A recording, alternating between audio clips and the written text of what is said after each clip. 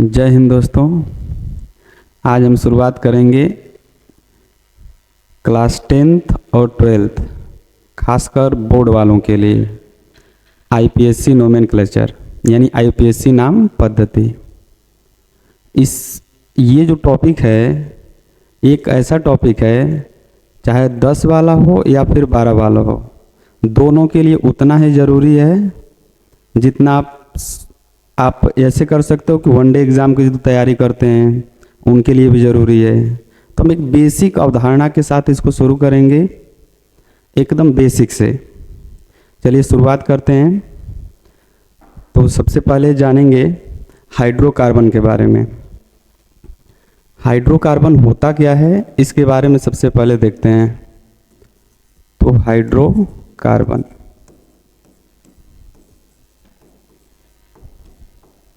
यहाँ पर अगर ध्यान से देखेंगे तो जो हाइड्रोकार्बन है ये दो शब्दों से मिलकर बना है।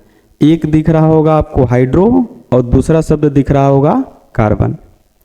हाइड्रो का मतलब क्या होता है? हाइड्रो का मतलब होता है हाइड्रोजन, और कार्बन का मतलब क्या होता है? कार्बन का मतलब होता है कार्बन। यहाँ से हम ये कह सकते हैं कि हाइड्रोकार्बन वे कार्बनिक यौगिक होते हैं जो हाइड्रोजन और कार्बन से मिलकर बने होते हैं।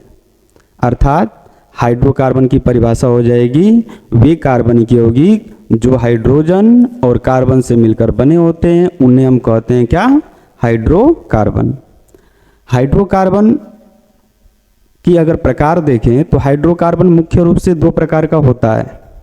एक होता है संतृप्त हाइड्रोकार्बन और एक होता है असंतृप्त हाइड्रोकार्बन।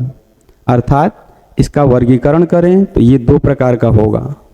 एक होता है संतृप्त हाइड्रोकार्बन, संतृप्त हाइड्रोकार्बन,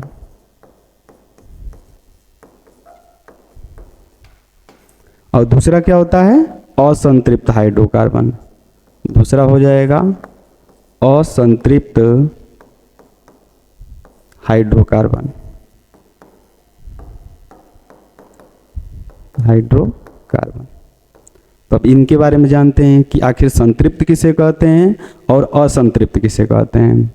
तो सबसे पहले एक एक को करके देखेंगे कि संतृप्त क्या है और असंतृप्त क्या है। संतृप्त को अगर हिंदी में संतृप्त कहते हैं, लेकिन अगर इंग्लिश में बात करें तो इंग्लिश में इसको कहते हैं सैचुरेटेड हाइड्रोकार्बन। ठीक, अच्छा चलिए देखते हैं संतृप्त का मतलब क्या होता है। संतृप्त का मतलब ये होता है कि वे हाइड्रोकार्बन, अच्छा ये देखिए आप यहाँ से, ये हाइड्रोकार्बन के वर्गीकरण है। अर्थात हम क्या कर सकते हैं, इसकी परिभाषा देंगे तो इसके आधार पर देंगे कि वे हाइड्रोकार्बन जो, या फिर ऐसे कह लो वे हाइड्रोकार्बन जिसमें कार्बन कार्बन के मध्य में एकल आबंध उपस्थित होता है उसे हम संतृप्त हाइड्रोकार्बन कहते हैं। जैसे मान लीजिए मैंने एक एग्जाम्पल लिख दिया यहाँ पर CH4, क्या लिख दिया? CH4। अब CH4 का आप स्ट्रक्चर बनाओगे तो C आप जानते हो कार्बन की संयोजकता 4 होती है। अर्थात इस चारों संयोजकताओं से कौन जुड़ा रहेगा? हाइड्रोजन जुड़ा रहेगा। ये 4 हाइड्रोजन ऐसे जुड़े रहेंगे। तो एक क्या है, ये बेसिक स्ट्रक्चर हो गया एक कार्बन के लिए। अगर मान लीजिए हमको 2 कार्बन के लिए लिखना हो तो हम 2 कार्बन के लिए लिख सकते हैं क्या? C2H6। अब इसका स्ट्रक्चर बनाएंगे तो क्या होगा? देखिए C एक कार्बन है, 2 कार्बन के लिए मैंने यहाँ पे एक C को लिख दिया और दोनों के मध्य एक सिंगल बॉन्ड लगा दिया, और बाकी जो हाइड्रोजन है बैलेंसी पूरा करने के लिए 3-3 बॉन्ड यहाँ पर लगा दीजिए और तीनों की जगह हाइड्रोजन लिख दीजिए। तो यहाँ पर अगर ध्यान से देखेंगे आप तो कार्बन कार्बन के मध्य में क्या आ रहा है? एकल आबंध आ रहा है, सिंगल बॉन्ड आ रहा है। अर्थात इसको हम कहेंगे यह एक क्या है? संतृप्त हाइड्रोकार्बन है। असंतृप्त की क्या परिभाषा हो जाएगी?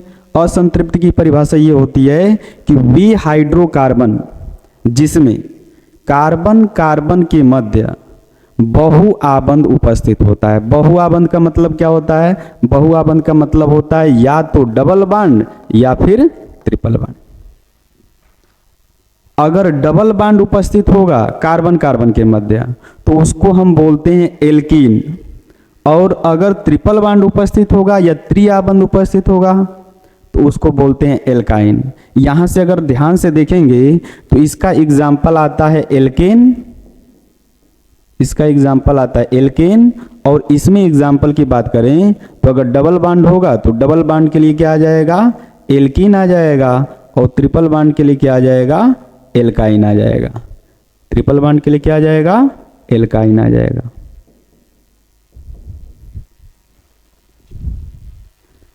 ठीक ना। नोट्स की चिंता मत कीजिएगा, नोट्स आपको अच्छे हैंडराइटिंग में मिल जाएगा, वो मेरी जिम्मेदारी है। आप लोग केवल यहाँ पर ध्यान दीजिए कि कैसे कोई भी चीज़ किसी चीज़ में कन्वर्ट हो रहा है, या फिर कैसे किसी चीज़ को परिभाषित किया जा रहा है, कैसे उसको समझेंगे, इसके बारे में केवल ध्यान से सुनते जाइए। एक स्थिति ऐसी आएगी कि आईपीएससी नाम जो होता है बिल्कुल आसान लगने लगेगा, कोई दिक्कत नहीं होगी, चाहे वो 12 का हो या फिर क्लास 10th का हो, दोनों के लिए सेम वही कंडीशन है। अब आगे बढ़ते हैं, ध्यान से देखिए। चलिए आगे बात करेंगे संतृप्त हाइड्रोकार्बन में, जिसमें एग्जाम्पल की बात की गई किसकी, एल्केन की। तो अब ध्यान से देखिए, हम लोग एल्केन के बारे में बात करते हैं कि एल्केन होता क्या है। तो पहली हेडिंग हमारी क्या रहेगी, एल्केन।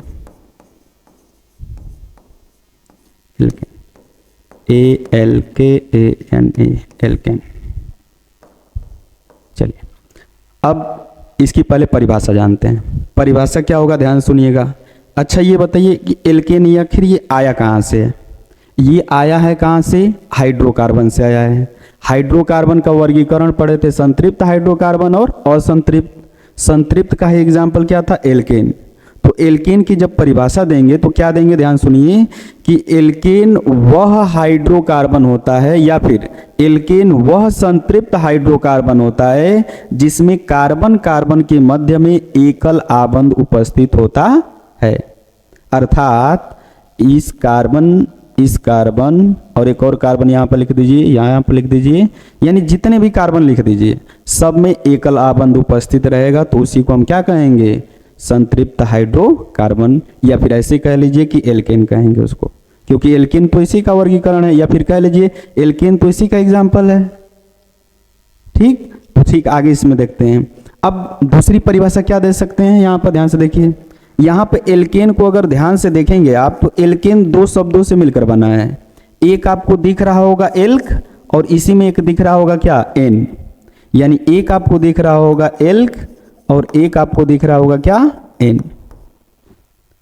अब यहाँ पर देखिए एल्क जो होता है एक रूट वर्ड होता है, या फिर ऐसे कह लीजिए एल्क आपका क्या है, एक मूल शब्द है। इस मूल शब्द का मतलब होता है कार्बन। एल्क का मतलब क्या होता है, कार्बन। और एन क्या है, मूल शब्द के बाद में लगा है।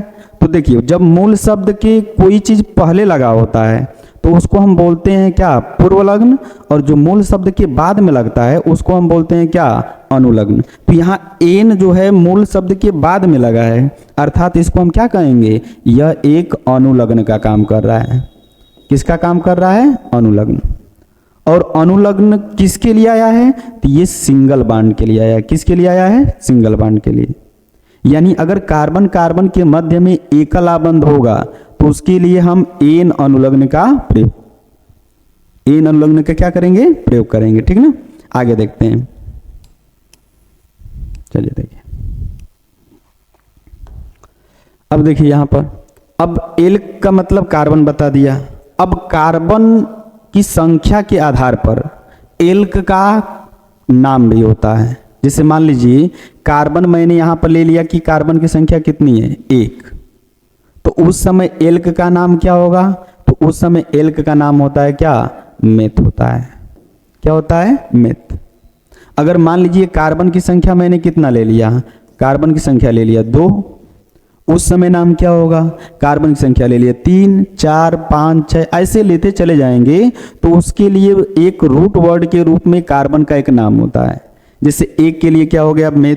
2 के लिए क्या होता है, एथ। जैसे यहाँ पर देखिए 2 के लिए क्या लिखेंगे, एथ लिखेंगे।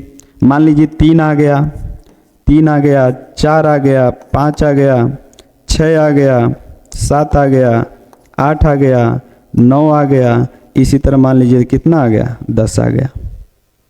तो जैसे 1 के लिए क्या नाम था, मेथ। 2 के लिए क्या नाम था, एथ। 3 के लिए क्या नाम हो जाएगा? प्रोप। 4 के लिए क्या नाम हो जाएगा? ब्यूट। 5 के लिए पेंट। इसी प्रकार अगर हम 6 के लिए लिखेंगे तो क्या लिखेंगे? हेक्स लिखेंगे। क्या लिखेंगे? हेक्स। 7 के लिए क्या लिखेंगे? हेप्ट लिखेंगे। क्या लिखेंगे? हेप्ट। उसी प्रकार मान लीजिए 8 आ गया, 8 के लिए क्या लिखेंगे? ऑक्ट लिखेंगे। क्या लिखेंगे? ऑक्ट। मान लीजिए 9 आ गया, 9 के लिए क्या लिखेंगे? नॉन लिखेंगे। क्या लिखेंगे? नॉन। और 10 आ गया तो 10 के लिए क्या लिखेंगे? डेक लिखेंगे। क्या लिखेंगे? डेक। अब मान लीजिए इनमें हमको क्या जोड़ना है? एन जोड़ना है। तो सबके साथ क्या जोड़ दीजिए आप? एन जोड़ दीजिए। सबके साथ यहाँ पर एन जोड़ दीजिए। जैसे मान लीजिए मैंने यहाँ पर जोड़ दिया क्या? एन। इसके साथ भी क्या जोड़ दिया? एन। क्योंकि एन क्या है? एक अनुलग्न है। अनुलग्न क्या होता है? जो मूल शब्द के बाद में लगता है। तो यहाँ पर एन जोड़ेंगे, सबके साथ ऐसे ही एन जोड़ते चले जाइए। तो जब सबके साथ एन जोड़ेंगे और एन जोड़कर उसका देखिए, जब एन जोड़ेंगे तो नाम क्या हो जाएगा? जब एन जोड़ेंगे तो इसका नाम हो जाएगा, ध्यान से देखिए, मेथ प्लस एन बराबर क्या होता है? मेथेन होता है। क्या होता है? मेथेन। उसी प्रकार एथ प्लस एन बराबर क्या हो जाएगा? एथेन हो जाएगा। क्या हो जाएगा? एथेन। उसी प्रकार प्रो प्लस एन बराबर क्या हो जाएगा? प्रोपेन। उसी प्रकार 4 के लिए क्या हो जाएगा बताइए? ब्यूटेन हो जाएगा। 5 के लिए क्या हो जाएगा? पेंटेन हो जाएगा। 6 के लिए क्या हो जाएगा? हेक्सेन हो जाएगा। 7 के लिए क्या हो जाएगा? हेप्टेन हो जाएगा। 8 के लिए क्या हो जाएगा? हेप्टेन। यहाँ पर 7 के लिए लिख लीजिए हेप्टेन। 8 के लिए क्या हो जाएगा? ऑक्टेन हो जाएगा। 9 के लिए क्या हो जाएगा? नॉनेन हो जाएगा। और 10 के लिए क्या हो जाएगा? डेकेन हो जाएगा। डेकेन। यहाँ थोड़ा सा नीचे आ गया है, इसको थोड़ा सा ऊपर कर लेते हैं। एल्केन। चलिए इसको थोड़ा सा सही से लिख देते हैं। देखिए 9 के लिए क्या हो जाएगा? नोनेन हो जाएगा। नोनेन। और 10 के लिए क्या हो जाएगा? डेकेन हो जाएगा। अब क्या होता है, ये जो एल्केन लिखा हूं 10 है, ठीक, इन 10 का एक सूत्र होता है। या फिर ऐसे कह देंगे कि इसका आणविक सूत्र बताइए कि मेथेन का आणविक सूत्र क्या होता है। तो ये तो मेथेन एक नाम हो गया ना, उसी प्रकार एक इसका सूत्र होता है। और सूत्र लिखने के लिए हमको क्या करना पड़ेगा? इस एल्केन का सामान्य सूत्र जानना पड़ेगा। तो एल्केन का जो सामान्य सूत्र होता है, सामान्य सूत्र होता है, ये होता है CnH2n+2। एल्केन का सामान्य सूत्र क्या होता है? CnH2n+2।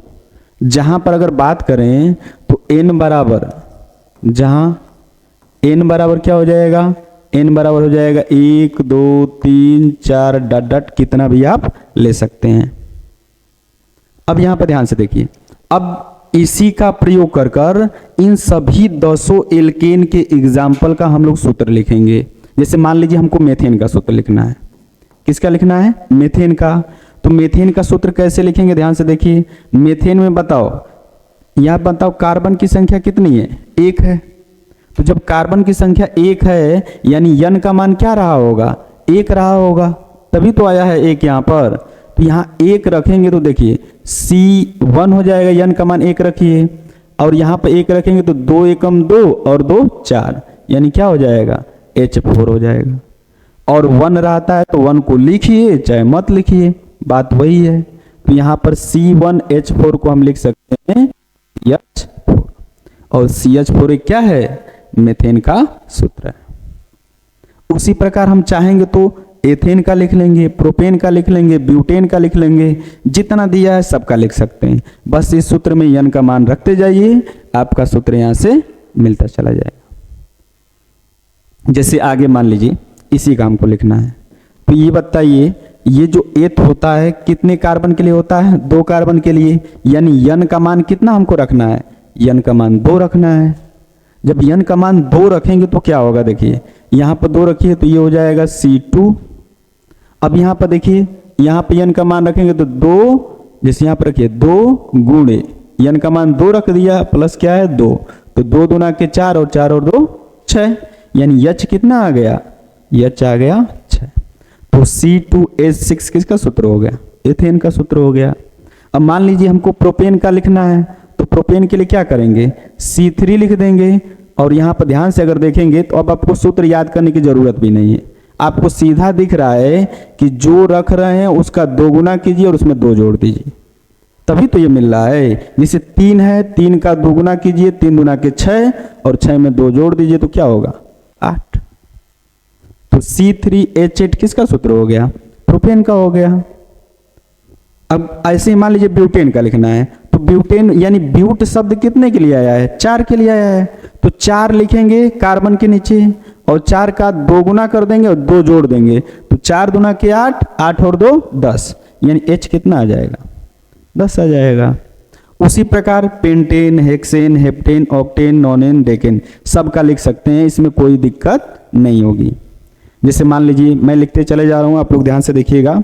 जैसे 5 है तो ये C5 हो जाएगा, 5 दूना के 10 और 2 12, 2 गुना करके 2 जोड़ना है, तो C5H12 किसका हो गया, पेंटेन का हो गया। उसी प्रकार मान लीजिए हेक्सेन का लिखना है, तो हेक्सेन का क्या हो जाएगा, हेक्सेन का हो जाएगा C6 और 6 दूना के 12 और 12 और 2 14। उसी प्रकार हेप्टेन का लिखिए तो C7 हो जाएगा, 7 दूना के 14 और 14 और 2 16। उसी प्रकार ऑक्टेन का लिखिए तो C8 हो जाएगा और 8 दूना के 16 और 16 और 2 18। उसी प्रकार आप किसका लिखिए, नोनेन का लिखिए तो C9 हो जाएगा और 9 दूना के 18 और 2 20। उसी प्रकार डेकेन का भी लिख सकते हैं तो C10 हो जाएगा और 10 दूना के 20 और 20 और 2 22। इस तरह क्या होगा, आपके एल्केन के जो मेन 10 थे एग्जाम्पल के तौर पर, उनका सभी का नाम और रासायनिक सूत्र कह लीजिए या आणविक सूत्र कह लीजिए या सिंपल सूत्र कह लीजिए, सब आपके सामने दिख रहा है। तो ये था क्या, एल्केन। अब देखिए इसमें नोट्स के तौर पर मैं ये नहीं बनवा रहा हूँ, मैं सिंपल आपको केवल समझा रहा हूँ। नोट्स चाहिए, नोट्स आपको एक डिटेल वर्जन में एक अच्छे राइटिंग में मैं दे दूंगा, उसमें कोई दिक्कत नहीं है। बस यहाँ पर आप समझिए कि आखिर ये हो कैसे रहा है। ये बेसिक चीज़ है, जब IPSC नाम पढ़ेंगे तो ये बेसिक चीज़ आनी चाहिए। क्योंकि जैसे मान लीजिए एक मैंने आपको नाम दे दिया, मैंने लिख दिया CH3 सिंगल बॉन्ड CH, या फिर यहाँ पे लिख दिया सिंगल बॉन्ड CH3, यहाँ पे लिख दिया CH3, इसका IPSC नाम लिखिए। जैसे मान लीजिए एक और मैं दे देता हूँ CH3, या फिर यहाँ पे लिख देता हूँ CH3 और यहाँ पे लिख देता हूँ क्या CH3, इसका IPSC नाम लिखिए। या फिर मान लीजिए मैंने एक बेसिक स्ट्रक्चर बना दिया यहाँ पर, जैसे मान लीजिए मैंने A बना दिया, A का IPSC नाम लिखिए, इसका नाम क्या होगा। जैसे मान लीजिए मैंने एक और बेसिक स्ट्रक्चर दे दिया ऐसे डबल बॉन्ड, इसका IPSC नाम लिखिए। तो ये सारी चीज़ें आपको सिखाई जाएगी, बस थोड़ा सा धैर्य बनाए रखिए, क्योंकि बेसिक चीज़ नहीं जानेंगे तो यहाँ पर आऊँगा तो फिर आपको दिक्कत होगी। इससे बढ़िया है कि पहले बेसिक सीख लेते हैं, फिर ये आपको देखते ही इसको आंसर बता देंगे, इसमें कुछ करना नहीं है, देखते ही आंसर बता देंगे कि ये आपका क्या है, 2 मेथिल आपका क्या हो जाएगा, प्रोपेन हो जाएगा। ये क्या होता है तो ये आप जानते हैं 2,2 डाई मेथिल प्रोपेन हो जाएगा। बेसिक स्ट्रक्चर बस जानते रहेंगे तो कोई दिक्कत नहीं आएगी। जैसे इसका नाम क्या हो जाएगा, इसका नाम हो जाएगा 1,2 डाई मेथिल साइक्लोप्रोपेन, सब चीज़ आ जाएगा। बस आप बेसिक से इसको सीखते रहिए। जब बेसिक सीख जाएंगे तो कहते हैं ना कि जब जड़ मजबूत होता है ना तो पुतला ही अपने आप ऊपर चला जाता है, और जब जड़ मजबूत नहीं रहेगा तो कितना भी बढ़ेगा तो नीचे आकर उसको गिरना ही। तो इससे बढ़िया है कि पहले जड़ मजबूत कर लेते हैं, फिर आप खुद अनुभव करोगे कि आखिर हमने सीखा क्या है। तो ये था क्या, हाइड्रोकार्बन का एक छोटा सा एग्जाम्पल, जिसको हम कहते हैं क्या, एल्केन। आपको बता दूं तो हाइड्रोकार्बन में हमको मुख्य रूप से 3 ही चीज़ पढ़नी होती है, एक एल्केन, एक एल्कीन और एक एल्काइन। तो ये बेसिक परिभाषा आपको एल्केन की बताई गई और उसका उदाहरण दिया गया। एक बार फिर से रिकैप कर देता हूँ या रिवाइज कर देता हूँ, वो देख लीजिए। जैसे मान लीजिए एल्केन की परिभाषा देनी है, तो एल्केन की परिभाषा क्या हो जाएगी, वे संतृप्त हाइड्रोकार्बन जिसमें कार्बन कार्बन के मध्य में एकल आबंध या सिंगल बॉन्ड उपस्थित होता है उसे एल्केन कहते हैं। इसका सामान्य सूत्र CnH2n+2 होता है, जहां n बराबर 1 2 3 4 ... कुछ भी ले सकते हैं। एल्केन दो शब्दों से मिलकर बना है, एक होता है एल्क और एक होता है एन। एल्क का मतलब होता है क्या? कार्बन। और एन का मतलब क्या होता है? एन एक अनुलग्न है जो किसके लिए आता है? सिंगल बॉन्ड के लिए आता है। तो यहां से एक और परिभाषा दे सकते हैं, कार्बन के मध्य उपस्थित सिंगल बॉन्ड को हम क्या कहते हैं? एल्केन कहते हैं। छोटा सा परिभाषा कि कार्बन कार्बन के मध्य सिंगल बॉन्ड को हम क्या कहते हैं? एल्केन कहते हैं। या फिर ऐसे कह लीजिए, सिंगल बॉन्ड युक्त कार्बन की श्रृंखला को क्या कहते हैं? एल्केन कहते हैं। उसको कैसे भी घुमा फिरा कर कहिए, बात एक ऐसे जाएगी। यानी एल्केन का हमको क्या करना है? परिभाषा डिफाइन करना है। अब आगे बढ़ते हैं। अब इसी के आधार पर एल्केन का एक छोटा सा एग्जाम्पल लिया। इसमें बताया गया कि अगर एक है, कार्बन की संख्या कितनी है? एक, तो उस केस में एल्क एक रूट वर्ड कह लीजिए या फिर कह लीजिए मूल शब्द है। और मूल शब्द क्या? एक नाम होता है, ठीक। बाकी उसमें आगे पीछे कुछ भी आप जोड़ते रहिए। अगर इस मूल शब्द के पहले कोई शब्द जोड़ रहे हैं तो उसको पूर्वलग्न बोलते हैं, इंग्लिश में प्रीफिक्स बोलते हैं। अगर इसको बाद में आगे कुछ जोड़ेंगे तो उसको हम अनुलग्न बोलते हैं और इंग्लिश में सफिक्स बोलते हैं। तो यहां पर एक कार्बन के लिए मूल शब्द क्या होता है? मेथ। और इस मेथ में अनुलग्न एन लगेगा तो इसका नाम क्या हो जाएगा? मेथ प्लस एन बराबर मेथेन। और मेथेन का रासायनिक सूत्र लिखने के लिए एल्केन का सामान्य सूत्र आपके पास है, क्या है? CnH2n+2। यहां n का मान क्या है? n दिखा रहा है कि कार्बन की संख्या कितनी है। अगर कार्बन की संख्या 1 होगी तो यहां पे 1 रखेंगे तो ये हो जाएगा C1, और ये 1 का 2 में गुणा करेंगे, 2 एकम 2 और 2 4, यानी C1H4। और 1 लिखो चाहे न लिखो, बात वही होती है। अर्थात C1H4 को क्या लिख सकते हैं? CH4 लिख सकते हैं।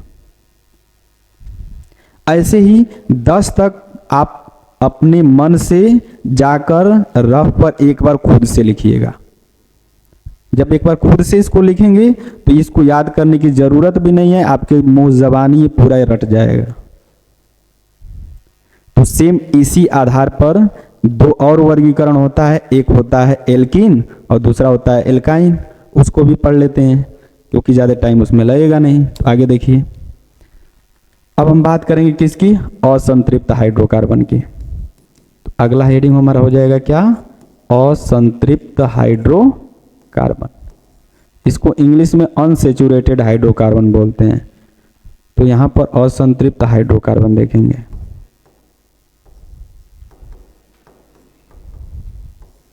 चलिए अब इसमें ध्यान से देखिए, असंतृप्त हाइड्रोकार्बन की परिभाषा क्या हो जाएगी? अच्छा ये बताइए, असंतृप्त आया कहां से है? हाइड्रोकार्बन से निकल कर आया है, तो परिभाषा भी हाइड्रोकार्बन के अनुसार ही बोलेंगे। यानी कहने का मतलब ये है कि असंतृप्त हाइड्रोकार्बन की परिभाषा क्या होगी? वे हाइड्रोकार्बन जिसमें कार्बन कार्बन के मध्य में बहु आबंध उपस्थित होता है। बहु आबंध का मतलब मल्टीपल बॉन्ड होता है, और मल्टीपल बॉन्ड का मतलब होता है या तो डबल बॉन्ड या फिर ट्रिपल बॉन्ड। अगर उसमें डबल बॉन्ड उपस्थित है तो उस असंतृप्त हाइड्रोकार्बन को हम बोलेंगे एल्कीन। क्या बोलेंगे? एल्कीन। कहने का मतलब आगे चलकर ये असंतृप्त हाइड्रोकार्बन दो भागों में बट जाता है, एक को बोलते हैं एल्कीन और दूसरे को बोलते हैं एल्काइन।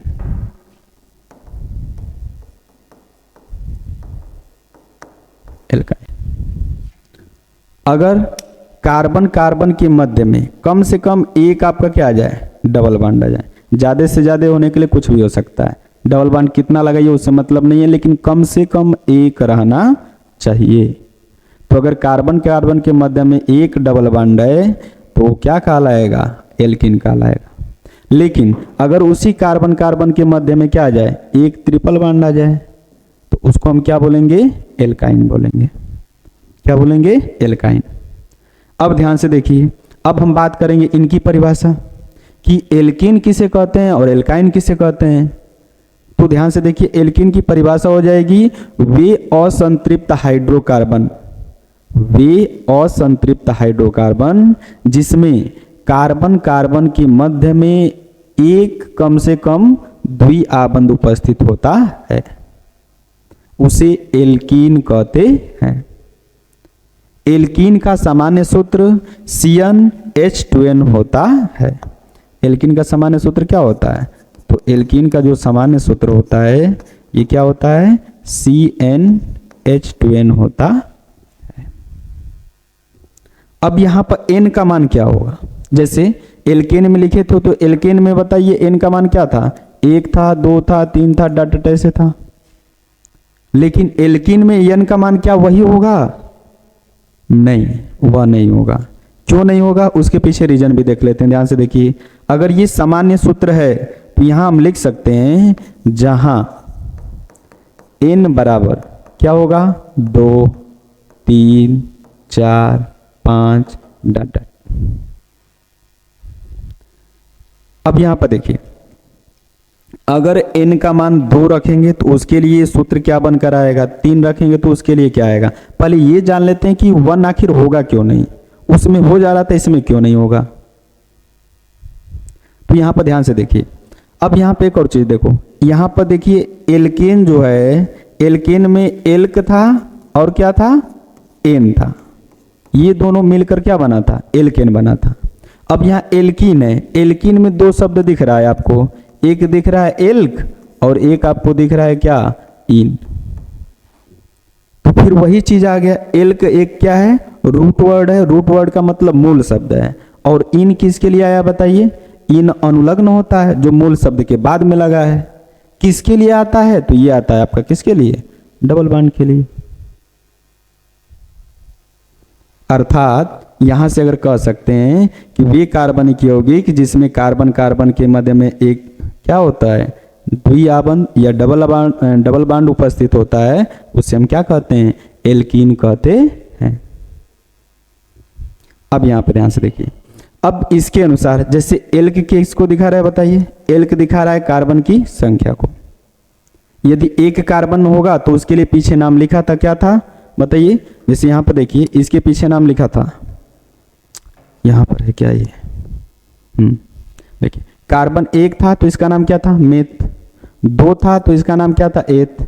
3 के लिए क्या नाम था? प्रोप। 4 के लिए ब्यूट। 5 के लिए पेंट। 6 के लिए हेक्स। 7 के लिए हेप्ट। 8 के लिए ऑक्ट। 9 के लिए नॉन और 10 के लिए डेक। ऐसे आगे भी होता है, लेकिन आप बेसिक चीजें सीख रहे हैं तो 10 तक जानिए, बहुत है इतना। आगे जैसे 11 के लिए अनडेक होता है, 12 के लिए डूडेक होता है, ऐसे आगे बढ़ते चला जाएगा। लेकिन एक बेसिक चीज सीख रहे हैं तो 10 तक जानिए, कम से कम 10 तक तो अनिवार्य ही है।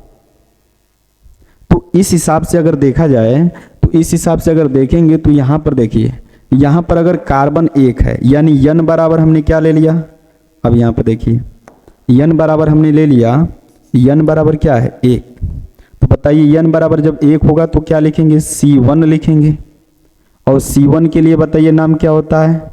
मेथ होता है। उसी प्रकार n बराबर अगर 2 होगा तो क्या लिखेंगे? C2। और C2 के लिए नाम क्या होता है? एथ होता है। अगर n बराबर 3 आ गया तो 3 के लिए क्या हो जाएगा? C3। और C3 के लिए क्या हो जाएगा बताइए? प्रोप हो जाएगा। अगर n बराबर क्या आ जाए? 4 आ जाए तो 4 के लिए क्या हो जाएगा बताइए? C4। और C4 के लिए नाम क्या होता है? ब्यूट होता है। ऐसे ही पीछे जस्ट इसके पीछे वाले स्लाइड में आपको 10 तक लिखवा दिया हूं, तो आगे उधर देख लीजिएगा, मैं एग्जाम्पल के तौर पर इतने में ही समझा दे रहा हूं। अब यहां पर ध्यान से देखिए, यहां पर 1 के लिए मेथ है। अब मेथ में हमको क्या जोड़ना है बताइए? इन। तो मेथ में इन जोड़ेंगे तो यहां बन जाएगा क्या? मेथिन। मेथ में इन जोड़ेंगे तो क्या बन जाएगा? मेथिन। लेकिन ये आपका क्या है? गलत है। क्यों गलत है? क्योंकि अभी इसके पीछे जस्ट बताया हूं आपको कि इसका सामान्य सूत्र होता है CnH2n, जहां n का मान क्या है? 2। जब n का मान 2 है तो बताइए एक कार्बन के लिए संभव है? नहीं है। क्यों नहीं है? उसके पीछे रीजन देखिए। मान लीजिए मैंने एक कार्बन का इसका सूत्र लिखा, जब एक कार्बन के लिए सूत्र लिखेंगे तो बताइए सूत्र क्या आएगा, C1 आ जाएगा, और 2 एकम 2 यानी H कितना हो जाएगा 2, यानी C1H2 होगा। या फिर इसको आप क्या लिख सकते हो, CH2 लिख सकते हो, ये लिख सकते हैं ना। तो CH2 लिखेंगे तो इसका अगर वैलेंसी चेक करें तो कार्बन 1 है, हाइड्रोजन 2 है, तो सिंगल बॉन्ड से हाइड्रोजन को जोड़ दिया। अब बताइए परिभाषा में पढ़े हैं कि कम से कम एक डबल बॉन्ड होना चाहिए, आया यहाँ पर सिंगल बॉन्ड है। ये तो वही बात हो गई ना, खोदा पहाड़ निकली चूहिया। और यहाँ पर होता है कार्बन की वैलेंसी 4, पढ़े हैं कि कार्बन की संयोजकता 4 होती है, आया है क्या एकल एकल बॉन्ड दोनों तरफ आया है, इसकी संयोजकता भी नहीं पूरी हो रही है। तो बताइए इस केस में क्या हमको 1 लेना अच्छा चीज है या 1 लेना संभव है, यहाँ पर नहीं है। अर्थात कह सकते हैं कि यहाँ पर जो एल्कीन का सूत्र मिला है, यहाँ पर कार्बन की संख्या मिनिमम कितना लेना पड़ेगा, 2 लेना पड़ेगा। ठीक, तो 2 लेंगे तो उस केस में क्या हो जाएगा, ध्यान से देखिए, बस मुझे यही समझाना था कि 1 क्यों नहीं लेंगे, इसीलिए इसको लिखा था। अर्थात यहाँ पर मेथ का प्रयोग नहीं होगा, तो यहाँ पर हम मेथ का प्रयोग नहीं करेंगे। अब 2 होगा कि नहीं होगा ये भी चेक कर लेते हैं। तो देखिए 2 है, 2 के लिए क्या शब्द आया एथ, और अनुलग्न क्या लगेगा बताइए इन। तो एथ में अनुलग्न इन लगाएंगे तो बताइए इसका नाम क्या हो जाएगा, एथीन हो जाएगा। क्या हो जाएगा, एथीन। अब चलिए यहीं पर लगे सूत्र भी इसका लिख लेते हैं। एथीन का सूत्र लिखिए, बताइए यन का मान कितना आया 2। जब यन का मान 2 आया है तो यहाँ पर रखिए, तो ये C2 हो जाएगा। और देखिए यन का ये 2 गुना है, क्योंकि यन और H के नीचे लिखा है 2n, यानी ये यन रहेगा तो ये 2 गुना उसका रहेगा। यानी ये यहाँ पर अगर C2 लिए हैं तो H इसका 2 गुना होगा, यानी 2 गुना के क्या हो जाएगा 4। तो इसका सूत्र क्या हो जाएगा C2H4। अब यहाँ पर देखिए इस वाले का देख लीजिए, प्रोप प्लस इन बराबर क्या होगा, प्रोपीन हो जाएगा। उसी प्रकार ब्यूट प्लस इन बराबर क्या हो जाएगा, ब्यूटीन हो जाएगा। अब यहां पर ध्यान से देखिए, प्रोपीन जो होता है इसका सूत्र लिखना है। तो बताइए प्रोपीन के लिए n का मान कितना है 3, तो यहाँ पर 3 रखिए, तो ये C3 हो जाएगा, और 3 गुना के 6 यानी C3, और H क्या हो जाएगा 6 हो जाएगा। करना कुछ नहीं, n का जो मान रखेंगे उसका 2 गुना यहाँ पर कर दीजिएगा, वो आपका H का मान हो जाएगा। अब यहाँ पे देखिए, अगर C3H6 है और यहाँ पर अगर ब्यूटीन का निकालेंगे तो क्या हो जाएगा बताइए, कार्बन यहाँ पर कितना है 4, यानी n का मान कितना है 4, तो 4 रखेंगे तो C4 हो जाएगा, और 4 दुना के 8, हाइड्रोजन कितना होगा 8 हो जाएगा, यानी ये आ जाएगा क्या C4H8। ठीक, अब आगे देखिए, अब हमको चेक करना कि ये संभव है कि नहीं है, क्या यहाँ पर डबल बॉन्ड आएगा भी कि नहीं आएगा, क्योंकि एक के लिए चेक किया था तो नहीं आया था, अर्थात एक को हमने यहाँ पर नहीं लिया। क्या 2 लिया गया है तो इसके लिए आया है, अगर आया है तो कैसे, देखिए यहाँ पर जैसे मान लीजिए कार्बन 2 है, तो यहाँ पर मैंने लिख लिया कार्बन, यहाँ पर लिख लिया कार्बन। अब आपको पता है कि कार्बन कार्बन के मध्य में एक द्विया बंध होना चाहिए, तो यहाँ पर मैंने लगा दिया क्या डबल बॉन्ड। अब यहाँ पर देखिए हाइड्रोजन कितना है 4 हाइड्रोजन है। अब चारों हाइड्रोजन को इन दोनों कार्बन के पास में ऐसे रखेंगे कि इन कार्बन की वैलेंसी 4 हो, यानी इन कार्बन की संयोजकता क्या होनी चाहिए 4 होनी चाहिए। तो यहाँ पर ध्यान से देखिए, एक यहाँ पर हो गया, एक यहाँ पर हो गया, एक यहाँ पर हो गया, एक यहाँ पर हो गया। अब कार्बन की संयोजकता देखिए 1 2 और 2 4, इस वाले का देखिए 2 1 3 1 4, यानी यहाँ पे एक हाइड्रोजन, यहाँ पे एक हाइड्रोजन, यहाँ पे एक हाइड्रोजन और एक यहाँ पर। तो देखिए C2 हो गया और H कितना हो गया 4, 1 2 3 4, अर्थात ये सूत्र हमारा क्या है सही है। इसी तरह आप चाहेंगे तो इन सब का सूत्र ऐसे ही संरचना के रूप में बना सकते हैं। तो ये था क्या एल्कीन। अब जैसे एल्कीन है वैसे ही आपका एल्काइन है, बस थोड़ा सा बेसिक अंतर है। बेसिक अंतर क्या है देखिए, एल्काइन की परिभाषा देंगे, जैसे एल्कीन की परिभाषा क्या दिए थे कि वे असंतृप्त हाइड्रोकार्बन जिसमें कार्बन कार्बन के मध्य में क्या हो एक द्विआबंध उपस्थित हो, भी कम से कम एक। ज़्यादा से ज़्यादा 2 या 3 ले सकते हैं, कोई दिक्कत उसमें नहीं है। उसी प्रकार सेम एल्काइन का बताएंगे, वे असंतृप्त हाइड्रोकार्बन जिसमें कार्बन कार्बन के मध्य में कम से कम एक ट्रिपल बॉन्ड उपस्थित होता है। अर्थात क्या होना चाहिए, 2 कार्बन है तो उसमें एक कम से कम आपका क्या आना चाहिए, त्रियाबंध आना चाहिए। अब देखिए जैसे इसका एक सामान्य सूत्र क्या था, CnH2n, उसी प्रकार इसका भी एक सामान्य सूत्र होता है। इसका सामान्य सूत्र क्या होता है, ध्यान से देखिए, इसका सामान्य सूत्र यहां पे लिख रहा हूं, देखिए इसका सामान्य सूत्र होता है CnH2n-2। अब ये जो CnH2n-2 आया है, यहां पर n बराबर क्या होगा, तो यहां पर n बराबर जो चीज यहां पता सेम वही होता है, यानी 2, 3, 4, 5 डॉट डॉट ऐसे कर लीजिए। अब यहां पर भी देखिए, जैसे एल्किन में 2 शब्द था, एल्क प्लस इन, उसी प्रकार एल्काइन में भी 2 शब्द होता है, एल्क प्लस आइन। तो यहां पर आता है एल्क और ये प्लस आइन, ये दोनों मिलकर बना है एल्काइन। जैसे में मान लीजिए एल्क अभी बताया था, किसके लिए आता है बताइए, एल्क आता है कार्बन के लिए, और आइन क्या है, एक अनुलग्न है जो मूल शब्द यानी एल्क के बाद में लगा है। तो जैसे यहाँ पर इन आया था डबल बॉन्ड के लिए, उसी प्रकार यहाँ आइन आया है किसके लिए, ट्रिपल बॉन्ड के लिए।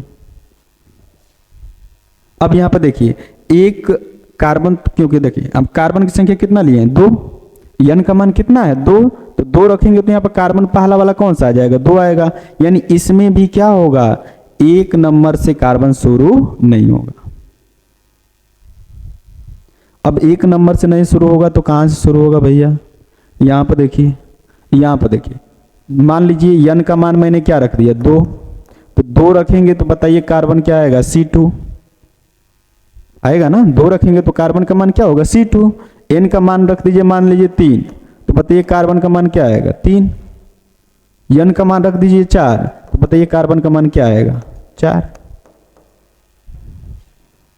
यही आएगा ना। तो मान लीजिए 2 रखेंगे तो 2 के लिए बताइए क्या होता है एथ, 3 के लिए बताइए क्या होता है प्रोप, 4 के लिए बताइए क्या होता है ब्यूट। पीछे भी सभी पढ़ चुके हैं, अब तो ये आसान लगने लगा होगा कि 1 के लिए क्या होगा, 2 के लिए क्या होगा, 3 के लिए क्या होगा। अब यहां पर देखिए, अब जैसे इसमें क्या लगा था, इन लगा था, इसमें क्या लगेगा आइन, तो आइन लगाइए, यहां पर लग जाएगा क्या आइन, यहां पर भी क्या लग जाएगा आइन, यहां पर भी क्या लग जाएगा आइन। अब दोनों को मिला दीजिए एक साथ, चलिए अब दोनों को मिलाइए, देखिए क्या होता है। एथ प्लस आइन बराबर बताइए क्या होगा, एथ प्लस आइन बराबर एथाइन, क्या हो जाएगा एथाइन। उसी प्रकार प्रोप प्लस आइन बराबर क्या होगा, प्रोपाइन, तो यहां पर हो जाएगा क्या प्रोपाइन। उसी प्रकार ब्यूट प्लस आइन बराबर क्या हो जाएगा, ब्यूटाइन, तो यहां पर हो जाएगा क्या ब्यूटाइन। जैसे घर में बोलते हैं सेठ प्लस आइन बराबर सेठाइन, तो सेम चीज यहां पर भी है कि एथ प्लस आइन बराबर क्या एथाइन। अब जैसे इसका सूत्र लिखें वैसे इसका भी लिखेंगे, सूत्र के लिए बेसिक स्ट्रक्चर आपको दे दिया गया है। जैसे मान लीजिए एथाइन में एथ किसके लिए आया है, कार्बन 2 के लिए आया है, यानी n का मान 2 रखेंगे तो देखिए एथाइन का सूत्र क्या होगा, n का मान 2 रखिए यहाँ पर, तो n का मान 2 रखेंगे तो Cn यानी C2 हो जाएगा। और यहाँ पर देखिए क्या है 2 गुणे 2 माइनस 2, यानी H का मान क्या हो जाएगा 2 दूना के 4, 4 में से 2 घटाएंगे तो क्या आएगा 2, यानी इसका हो जाएगा C2H2। अब देखकर मन में लग रहा होगा कि इसकी बैलेंसी पूरा है कि नहीं है, तो मन में डाउट काहे खातिर रखना, चलिए चेक कर लेते हैं। यहाँ पर देखिए ये बताइए कितना है, कार्बन 2 थे, 1 कार्बन 2 कार्बन, कितना बांड एक होना चाहिए, ट्रिपल बांड होना चाहिए, तो बीच में लगा दीजिए क्या 3 बांड।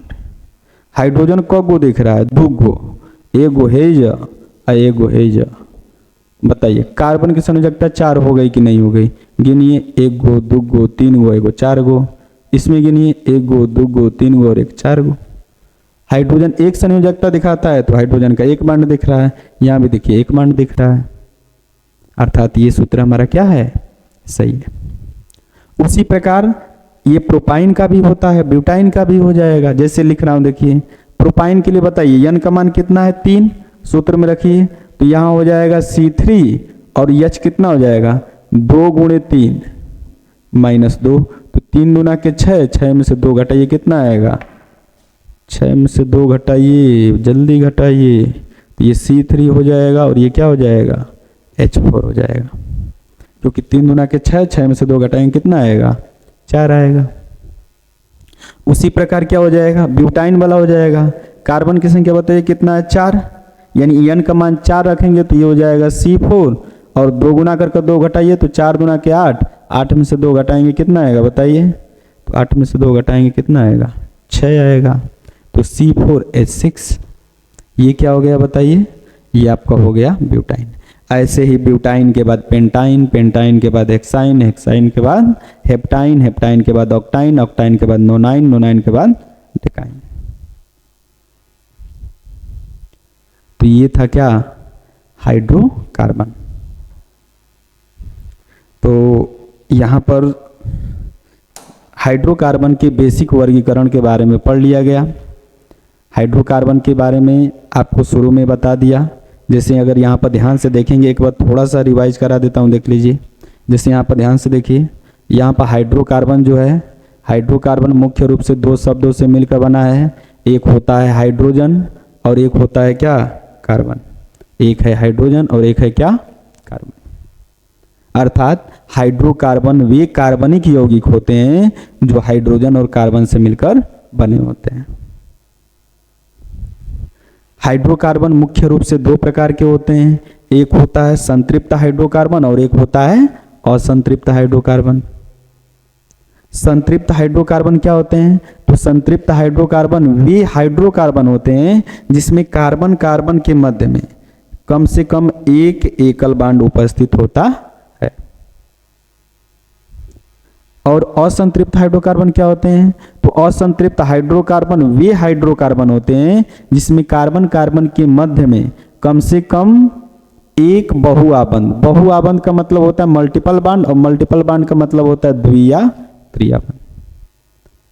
अगर देखिए, अगर कार्बन कार्बन के मध्य में एकल बॉन्ड उपस्थित होगा तो उस हाइड्रोकार्बन को हम बोलते हैं क्या, एल्केन। क्या बोलते हैं, एल्केन। अगर कार्बन कार्बन के मध्य में द्विआबंध रहेगा तो उस हाइड्रोकार्बन को क्या बोलेंगे, एल्कीन। अगर कार्बन कार्बन के मध्य में ट्रिपल बॉन्ड होगा तो उस हाइड्रोकार्बन को क्या बोलते हैं, एल्काइन। तो यहां से अब इन्हीं तीनों का, ये मेन तीनों है, इन्हीं तीनों का एक एक बार क्या कर दिया गया, एक तरह से कह दीजिए पोस्टमार्टम कर दिया गया है। तो यहां पर देखिए, एल्केन के बारे में एकदम डिफिनेशन एकदम छोटा आपको बताया हूं। एल्केन की परिभाषा 3-4 जितना मन करे उतना बना सकते हैं। जैसे एल्केन की परिभाषा पहला हो जाएगा, वे संतृप्त हाइड्रोकार्बन जिसमें कार्बन कार्बन के मध्य में एकल आबंध उपस्थित होता है उसे एल्केन कहते हैं। दूसरा परिभाषा अभी बताया हूं, एल्केन 2 शब्दों से मिलकर बना है। एल्केन एल्क है और क्या है, एन है। एल्क एक मूल शब्द है, रूट वर्ड है, और एन एक अनुलग्न है जो मूल शब्द के बाद में लगा है। ये एन आया किसके लिए है, तो सिंगल बॉन्ड के लिए आया है। और ये एल्क का मतलब क्या होता है, कार्बन, और कार्बन का मतलब क्या है, कार्बन की संख्या 1 2 3 4 5 6 जितना मन करे उतना ले सकते हैं। अगर कार्बन 1 होगा तो उसके लिए रूट वर्ड या मूल शब्द होता है मेथ, 2 रहेगा तो एथ, उसी प्रकार 3 रहेगा तो प्रोप, 4 रहेगा तो क्या हो जाएगा, ब्यूट, 5 रहेगा तो पेंट, 6 रहेगा तो हेक्स, 7 रहेगा तो हेप्ट, 8 रहेगा तो ऑक्ट, 9 रहेगा तो नॉन और 10 रहेगा तो डेक। ये यहां पर लिखा गया है, देख लीजिए आप लोग। अगर मेथ है, मेथ में एन जोड़ेंगे तो संधि विच्छेद करना सभी को आता है। मेथ में एन जोड़ेंगे तो मेथेन, एथ में एन जोड़ेंगे तो एथेन, प्रोप में एन जोड़ेंगे प्रोपेन, ऐसे butane, pentane, hexane, heptane, octane, नोनेन और डेकेन। और एल्केन का सामान्य सूत्र बताया हूं, CnH2n+2। अब देखिए बोर्ड एग्जाम में क्या करता है, कभी कभी पूछ देगा डायरेक्ट कि एल्केन का सामान्य सूत्र होता है, ऑब्जेक्टिव क्वेश्चन बहुविकल्पी में, और 4 ऑप्शन दे देगा। एक में दे देगा CnH2n+2, एक में दे देगा CnH2n-2, एक में दे देगा CnH2n और एक में दे देगा CnH2n-4। ऐसे ऑप्शन करके देगा, जो पता रहेगा जिसको आंसर मार्कर आएगा, जिसको नहीं पता रहेगा आए पर खोजेगा कौन सा रहेगा। अरे भैया पढ़े रहोगे तब तो पता चलेगा। तो यहां पर आपको दिख रहा है एल्केन का सामान्य सूत्र क्या होता है, CnH2n+2 होता है। अब इसी आधार पर n का मान 1 2 3 4 रखते जाइए और सबका सूत्र आपका निकलता चला जाएगा। जैसे मान लीजिए n यहाँ पर 1 मैंने रख दिया तो 1 यहाँ पर हो जाएगा और 2 एकम 2 और 2 4, यानी 1 के लिए क्या हो जाएगा C1H4। जिनको नहीं समझ में आ रहा देखिए यहाँ पर Cn है और H2n+2 है, n का मान 1 रखिए तो C1, यहाँ पर n का मान 1 रखिए तो 2 × 1 + 2, 2 एकम 2 और 2 कितना हो जाएगा 4, यानी C1H क्या हो जाएगा 4। यही चीज यहाँ पाया है।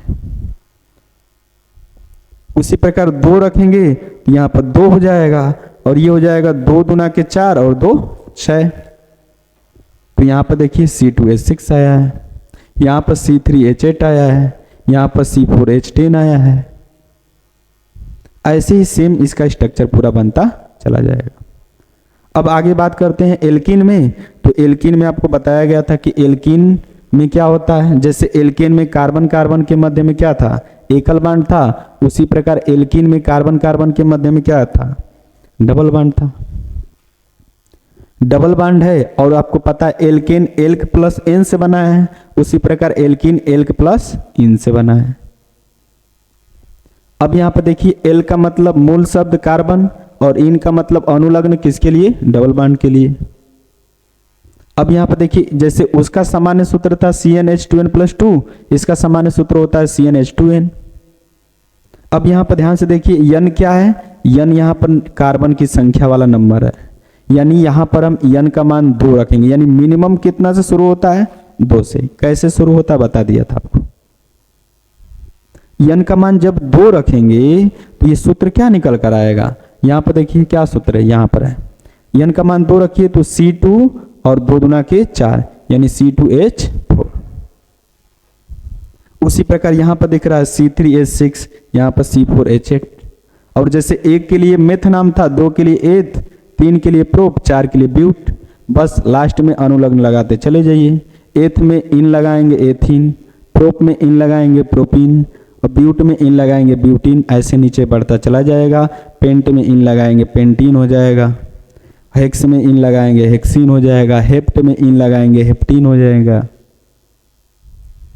सेम इसी का वर्जन यहाँ पर दिख रहा होगा एल्काइन में। एल्काइन में क्या होता है, जहां यहाँ डबल बांड था यहाँ पर क्या है ट्रिपल बांड है। जैसे यहाँ पर सूत्र क्या था CnH2n था तो बस यहाँ पर -2 कर देंगे तो एल्काइन का सूत्र आ जाएगा। अब यहाँ पर ध्यान से देखिए जैसे यहाँ पर n भी कितना शुरू होता है 2 से शुरू होता है। 2 से जब शुरू होगा तो देखिए n बराबर अगर 2 रखेंगे तो सूत्र क्या आएगा C2 2 दूना के 4 और 2, 4 में से 2 घटाएंगे 2 आएगा।